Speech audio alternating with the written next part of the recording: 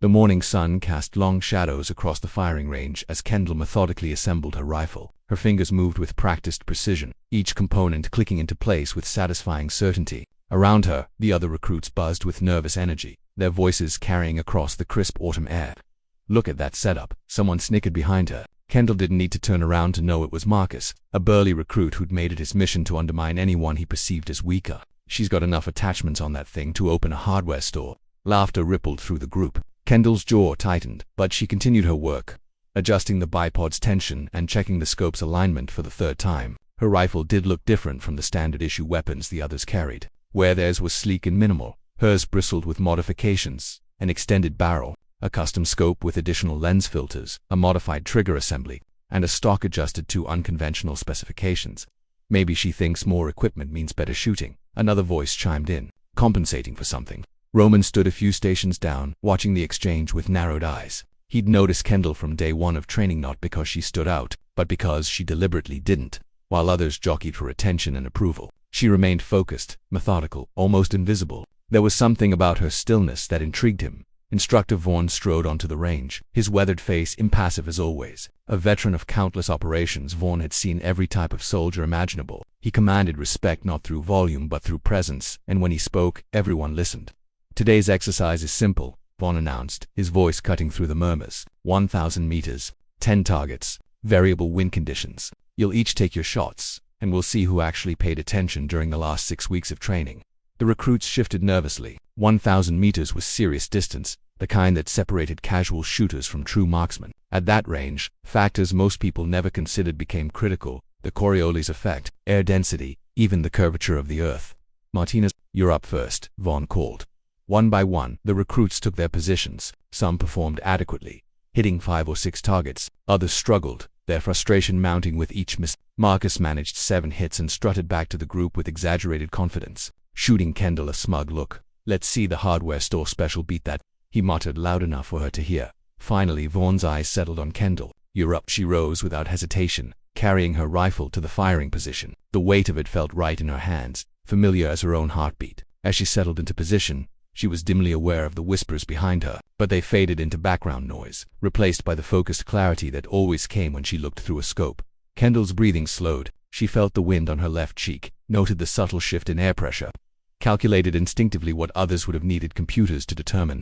Her first shot rang out, and 1,000 meters downrange, the first target pinged, then the second, and the third.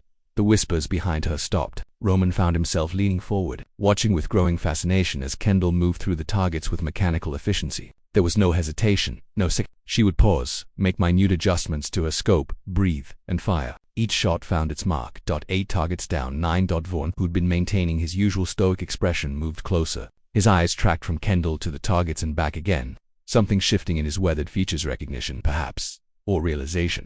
The 10th shot echoed across the range. Downrange, the final target sang its Metallica confirmation. Perfect score. Kendall cleared her weapon and began to stand when Vaughn's hand appeared on her shoulder, keeping her in position. He crouched beside her, his voice low enough that only she and Roman, who drifted closer, could hear. "Only snipers use that setup," Vaughn said quietly, his eyes fixed on her rifle. "That's not standard issue. That's not even advanced marksman configuration."